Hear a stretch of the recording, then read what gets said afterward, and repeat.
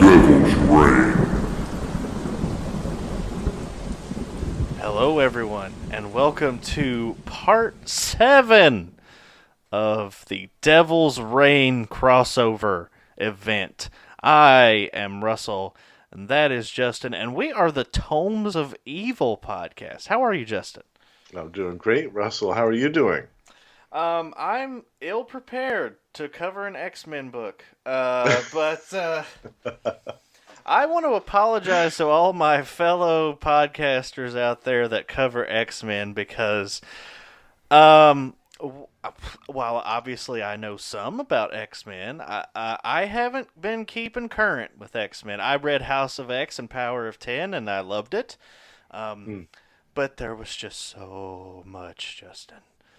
So much, and I asked people. I was like, "Well, what are just what I need to read? Because like, there's so much." And they're basically like, "Well, you can't really skip nothing." I was like, "Oh, You can't skip anything, really. If you want the full story, no, you can't skip nothing." Goodness. Wow. But see, there's a lot of people, Justin, who just read X-Men, and that's perfect. That's true. They just read X-Men. Yeah. And that's fine. Absolutely, yeah. That's magical to me that there is a set of Marvel characters that are so huge and so beloved that nobody gives a flying shit about the rest of the Marvel universe. Well, it's also become this so huge, and there's so many characters in it. Oh my god! That it could sustain itself Yeah. if it was its own thing. It could sustain itself if it was its own multi-tiered film franchise. Well, it didn't. Well, yeah, they tried to. They really made a sincere attempt. They started off strong. Yeah. Oh, that was a runaway train, wasn't it? Oh god, more Yeah. like a Oh, derailment. yeah. However, I think now, Ah, given the chance, they could do an X-Men, an X-Factor, an X-Force, oh yeah. all of those, I probably concurrently, and I think all of them would be very successful. I almost think that they should just be like, the fuck X-Men movies. Let's do X-Men Disney Plus shows. And Yes, yeah. They have this. Make them dark, make them creepy, make them, heavy, as they should be. I won't be satisfied until I see Mojo's big greasy titties up on Netscape. Yeah.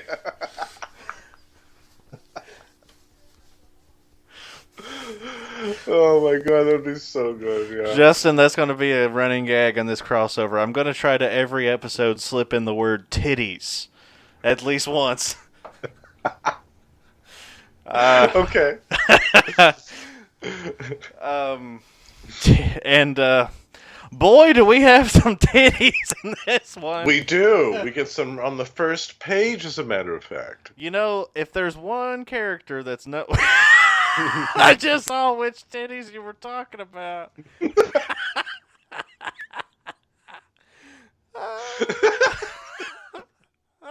I forgot what the first page was. That's not what I was expecting. Anyway, if there's one character in the Marvel Universe that is known for her titties, Justin, I'd say it was Emma Frost. That's true. And they're right out there. God bless her. A lot of it had to do with her costume. Yeah. Because that original White Queen costume, man. And it just got more provocative as time went on. That was the beginning. Yeah. That was just the beginning. Yeah. And that was already, like, whew. And it fits her personality, though. You know? Absolutely. Yeah. Yeah. We have, I guess we're just talking about characters on the cover here. We got Emma. We got Kingpin, of course, because this whole event's about Kingpin. Mm-hmm. And then a character that I used to not be crazy about, Justin, but during this recent Daredevil run, I've grown to love her, and she's become one of my all-time favorites. And that's Elektra. Oh, nice. I didn't know that you weren't really a big fan of her before. Just felt like she was done to death.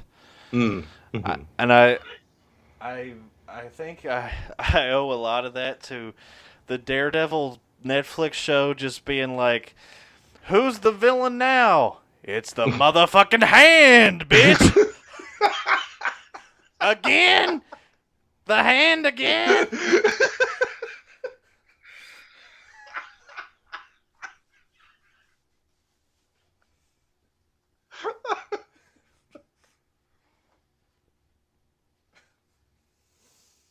You mean, excuse me, sir, could I have some Mr. Fear, please?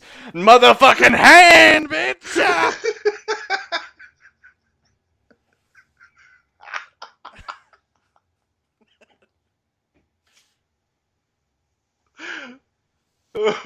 Anyway,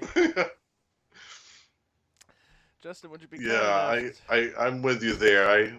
That second season of Daredevil was a mixed bag, to say the least. Yeah, it was good, but it was also a little much. Hmm.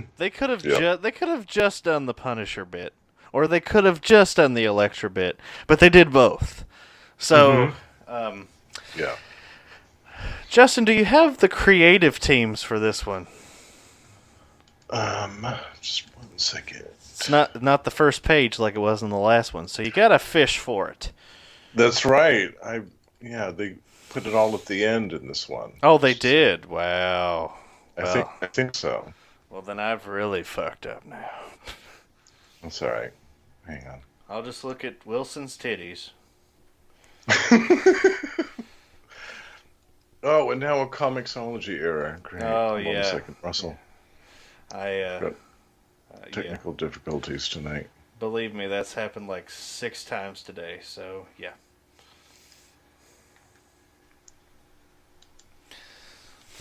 Might be easier to just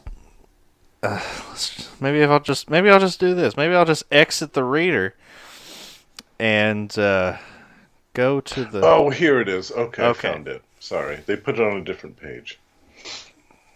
Okay, so issue one, The Queens of Fear. The writer is Jerry Duggan, artist Phil Noto, letterer VC's Corey Petit, and designer Tom Muller.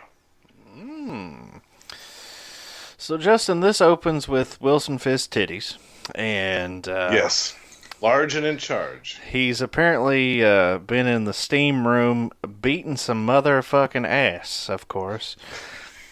And And the dude has blood all over his face. It's like, what have you been doing to these guys? why don't you just wipe your fucking mouth? Yeah, jeez. There's So a towel right there. Just he's basically Wesley comes in and he's like, "Sir, we got two names and they need to be sorted out." And Kingpin's like, "Well, I got the perfect girl for one job and she's a cold-blooded assassin, Elektra." mm, And then this was a surprise. There's another gentleman who can't be killed, but he needs to be dealt with. And Kingpin says, "Send Frost." So I mm. had no idea that there was a prior relate. Maybe this is brand new. It might be brand new, this revelation, but that Emma Frost used to work for the Kingpin.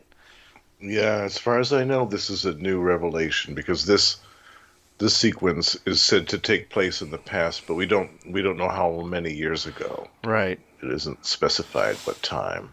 So Emma basically makes her way through these goons with her powers, her telepathic abilities, um, and she basically tells this guy that he needs to set himself right, or Kingpin's going to come see him. And she calls herself the Good Witch, and you don't want to meet the Bad Witch, and it's Elektra. And Mm. in this flashback, we see this little girl drawing, and she looks across the street, and she sees Elektra leaving this blood-splattered room. And Elektra leaves her alive. And at first I thought, well, this is just kind of showing that Elektra has a heart. But this will come into play later. Mm-hmm. So the Thunderbolts, who we met in part 6, well, they've been around before that, obviously, but this version, they have surrounded this tree at Seneca Park that was a gift from the mutants to New York. Mm-hmm. And basically, the Thunderbolts are going to arrest the X-Men, or at least they're going to have the tree removed. Mm-hmm. Meanwhile, Emma is at the UN, and she has a friend there, and she uses her powers on him, and he kind of pulls some strings at the UN. But meanwhile, we don't see what happens yet. U.S. Agent is just awful. I hate him. He's having a back and forth with Polaris. Yep. Which I'm going to assume you're a big Polaris fan, Justin. I am. I love Polaris. Going back to when she was a member of X Factor in the 90s. Yeah, love Polaris. The mistress of magnetism, if you will. That's right. Yes, and the green hair and everything. Love Polaris. Yeah. Yeah. The Thunderbolts deploy. Wilson Fisk is basically he kind of suspected that the X-Men were going to pull something like this, have their diplomatic immunity, which Krakoa gives them. Mm-hmm. But he says that that's not really the plan here. The plan is just to get the tree out of there. Because that'll fuck with them real good. Yeah. And them rushing to its defense will give it will make them look bad. Yeah. Yeah. Fighting cops and exactly. So they're basically trying to one up each other, the X-Men and Kingpin. Mm-hmm. And I gotta say, Justin, it's fascinating seeing these two sectors of the Marvel Universe interacting. It is. It really is. Because we never really got, when have the X-Men ever encountered the Kingpin? I don't know if they ever have. I was trying to think about that, actually, in the last couple of weeks. I was trying to think back during my heyday in the 80s and 90s when I was reading it regularly. I don't really remember a story. No, I even remember the X-Men encountering Doctor Doom before they encountered the Kingpin. Yeah, they encountered Doctor Doom several times. Yeah. Of course, Doctor Doom, he eventually, if you're a Marvel hero, he's gonna fight you. Yeah, that's true. Kingpin's more like, he deals more with the street level threats, like Punisher, Daredevil, Spider-Man, those type of characters. So, yeah, for X-Men and him to come into conflict is really interesting. Makes for an interesting story, just the premise alone. It does, because like at the beginning, some people just read X-Men, so they might not know who the hell Kingpin is. That's true. And just the fact that shows you the type of villain that Kingpin is, to where, yeah, he's just basically this big mob boss guy, but he is actually systematically taking down not only all of the superheroes, but the X-Men. So we see some of our other X-Men here. We've got Cyclops, Jean, Rogue, Wolverine, but not Logan. Which I just started reading the Laura Kinney Wolverine series. What do you think so far? Oh, it's really good. Oh, nice. She might be a better Wolverine than Wolverine.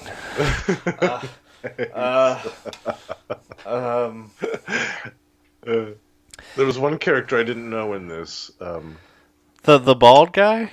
Yeah, I can't remember his name. There was a cast of characters list on the beginning of the book. Let's see. I'll go back. He was the only one that was.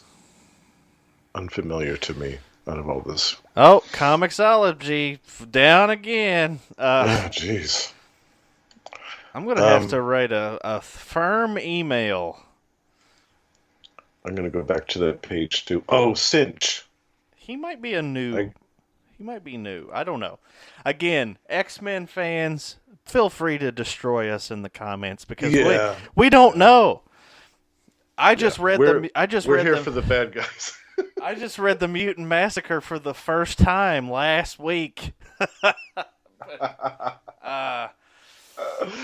uh, But you loved it. That's the did most love important it. thing. Yeah, you loved it. That's my And that's proud. the great thing. I mean, yeah, even if it takes you a while to read some of these stories, as long as you eventually read them and you enjoy them, that's the most important thing. Yeah.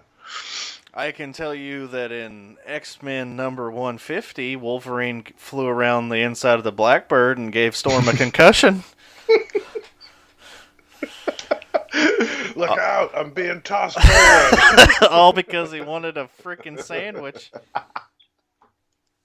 The most unintentionally hilarious scene in all of X-Men history. Grab him, Colossus.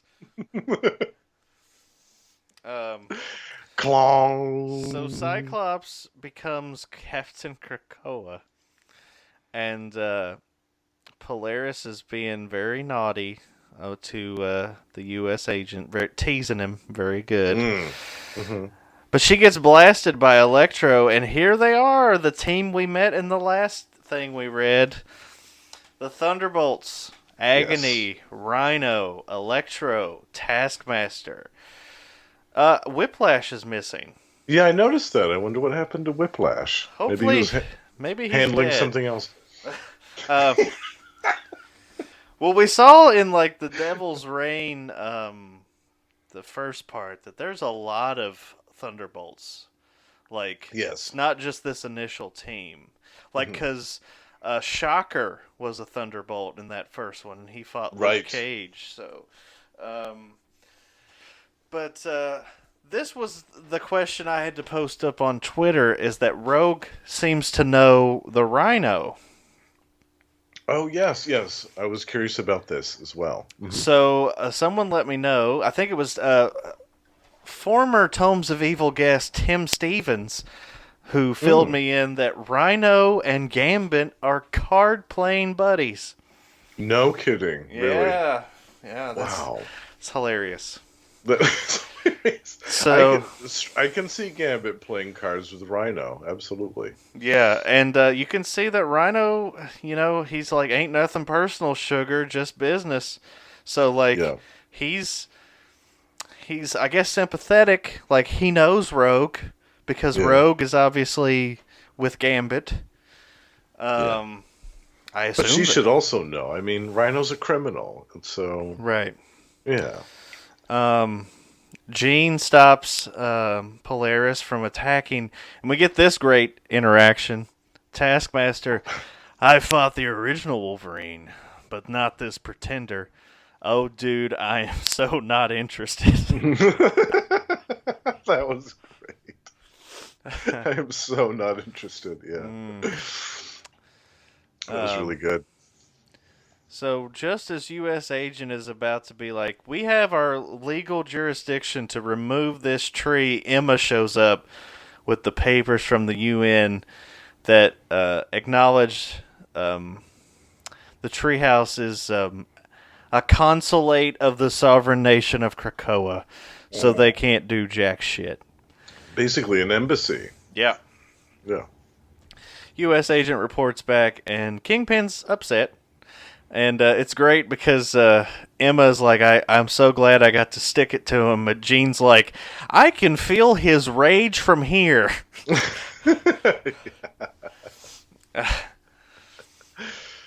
Turns out that Fisk has a dossier on Emma, and inside is the little girl that saw Elektra climbing out of that window. So earlier in the story. So what I am going to assume is going to happen, Justin, is they're going to peg Elektra's murders on Emma. Mm-hmm. That's what I feel like is going to happen. Yeah. Um, That sounds about right. so Justin, what'd you think? I liked this. I wished that there was more Emma Frost in it. Yeah, yeah. I felt like for her being The, kind of centerpiece on the cover, she was maybe in it for just a few pages. well, yeah. Um, Other than a flashback, Elektra wasn't in it at all. yeah, yeah. I liked the scene with the Thunderbolts trying to take down the tree, and I Mm-hmm. liked, Polaris messing with the U.S. agent. That was probably my favorite part of the issue. Actually, I really enjoyed that. Yeah. Um, yeah, the artwork was really good. It's just I'm so behind in X-Men stuff that I can't wrap my head around how far some of it's come Right. since I was reading it 30 years ago because Yeah. it's come so far. Yeah. Um, but I'm still enjoying it. I still enjoy these characters. I still have a love for the X characters as a whole.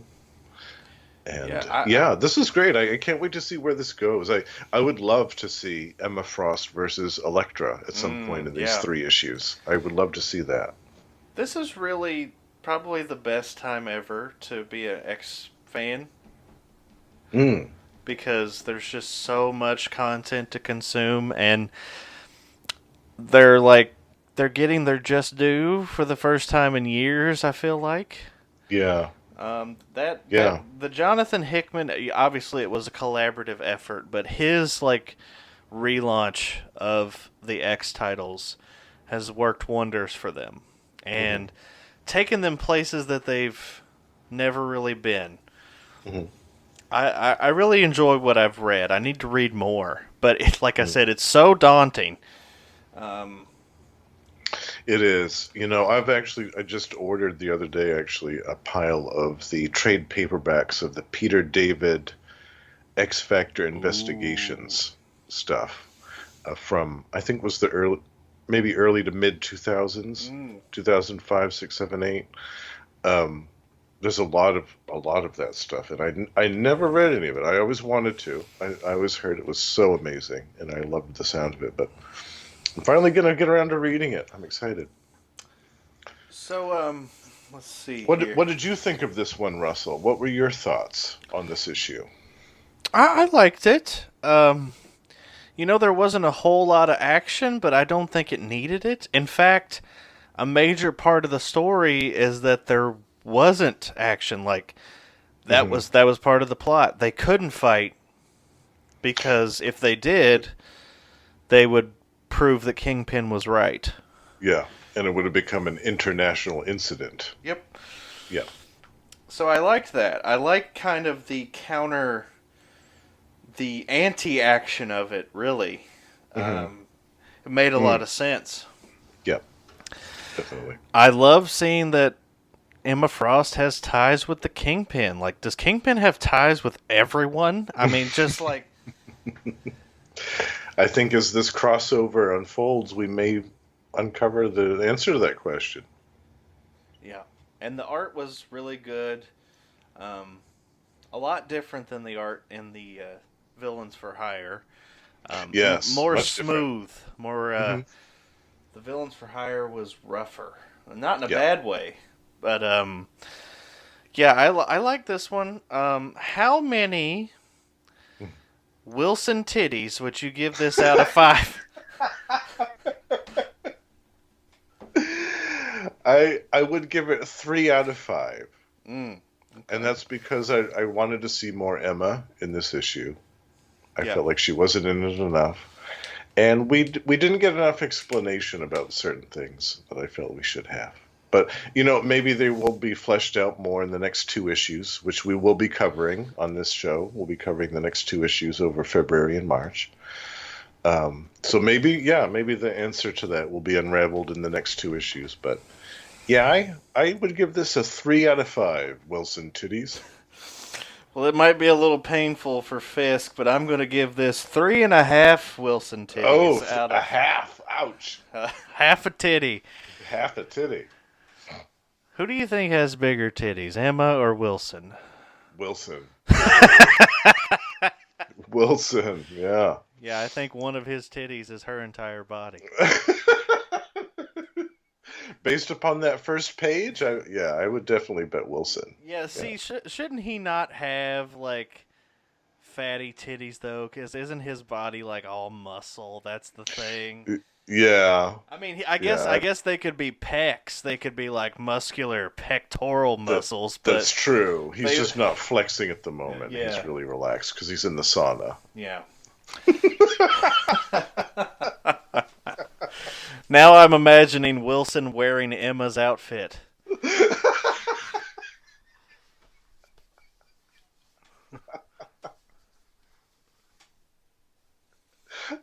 I was just reminded of another villain, the Slug. Did you ever see that one? No. That's a good villain that we should put on tomes for an April Fool's. Oh boy. Because that's a villain that's all fat. But not There's like no not there's like the no Blob. muscle. No, there's no muscle to be found on the Slug. He even uses the folds of his fat as a weapon to asphyxiate people. Stay tuned for my bed sores.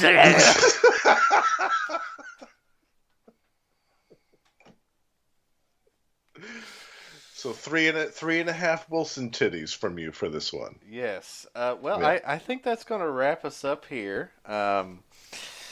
Let me look at the old schedule here.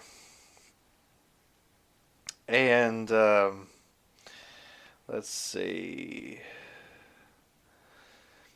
All right. So you're going to want to, for part 8 of the Devil's Reign tie-in, or crossover, you're going to want to go over to the Capes and Lunatics Devil You Know show, as they are going to cover Devil's Reign number 3. And then for part 9, it'll be back to us. We're going to be covering Devil's Reign Winter Soldier number 1. Another former villain. Yes, I guess the math adds up on that. Yeah. So, listeners, please check out, obviously, us, Tomes of Evil, if you're hearing this on the Capes and Lunatics side of things. But also check out Capes and Lunatics, To Know Her Is to Fear Her, the Spider-Woman podcast, and Into the Night, the Moon Knight podcast. Moon Knight podcast. The one, the original. And watch your giant-sized man things.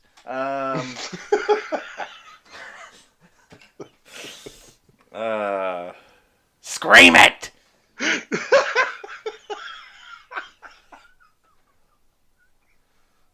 Exciting times to be a pimp. I'm just doing all of Phil's drops for him. Wild like an animal. Superior puss. Bendis, Bendis, Bendis.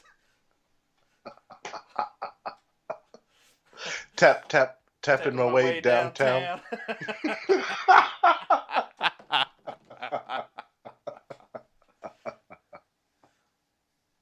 It's in his prison purse. Don't forget the Joker nuggets. I think I have a new drop on there I didn't even know about. Yes, you do. Yeah. I don't even remember what it is. It's like, got that right in there or something. Yeah, that was on my. That was on the one I did with them. And Noel has a couple of new ones on there as well. Those boobs scare me. Yeah. Anyway, Justin, I think we should hop on our titties. I mean, on our Goblin gliders and fly on out of here.